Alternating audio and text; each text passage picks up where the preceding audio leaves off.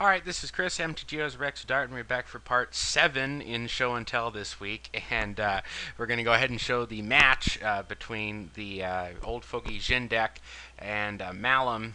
Gonzzy was piloting the Djinn deck, and you have to get 2 wins in order to claim the Old Fogey Challenge prize. And Gonzzy came up just short, but again, I really like this deck, so I wanted to feature it. I asked Gonzzy to send me in a replay, and he said a couple games, and I thought I would show this one here.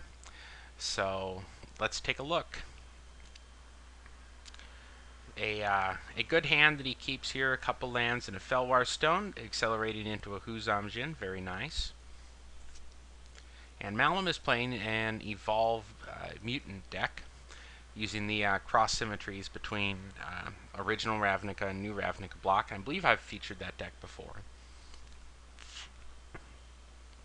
Cloudfin Raptor comes down for Malum. Here again, I'll pause for a moment. This turn 3 Djinn coming down is a pretty big beating, especially against blue-green, since there's not usually a ton that those colors can do to big creatures. But Malum's sort of mana-fixing options, again, sort of proving problematic for him here, as he didn't have the blue for the Cloudfin Raptor, and he has to play it on turn 2. He had some trouble with that, if I recall, the last time that he played this deck as well. Halmar Depths is nice, so lets him set up for a couple turns. And the Djinn swings in, and Malum's unwilling to trade anything for it at this point. He brings in the Graft guy, the Spider. Graft 2 allows you to move a couple of counters when it comes into play onto creatures.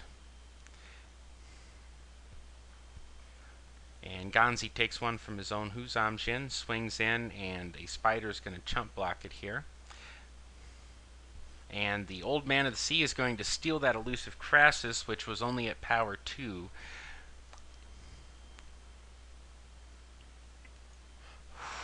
So the way the graft works is when a creature comes into play, you can move counters onto that creature from this guy, so he couldn't use that, for instance, just to get the elusive Crassus past the old man's power threshold here.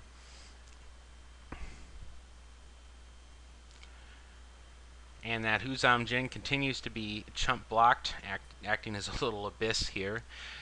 And here comes the big daddy, Mahamodi Djinn. Always nice to see that guy come down. One of the biggest creatures from Alpha. Him and Shivan Dragon ruled the skies back in the day. And here they come again.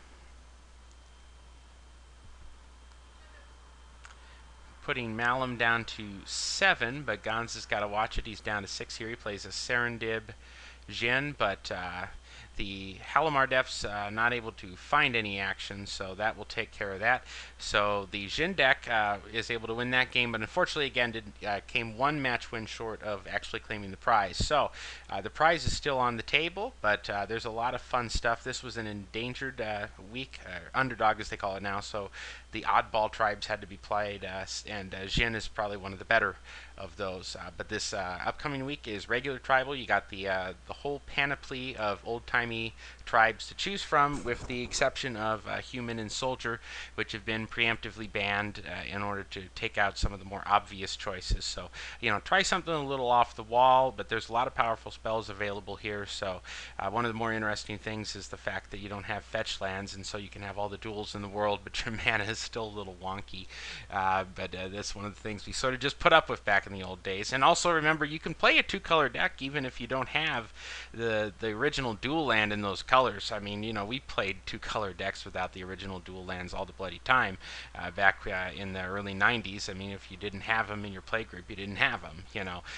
So it's just one of those privileges. We get used to these perfect mana bases, but you don't always need that. You could steal a couple of wins with whatever you're putting together, as long as you put some powerful spells in it. So anyways, give it a try, and thank you, Gonzzy, for sending in a video and for taking a run at the challenge. And I will keep the challenge up for at least another 3 or 4 weeks if no one's still claimed it, and I may end up rotating it out, bringing it back at another time. So anyways, thank you, and join me for the next part.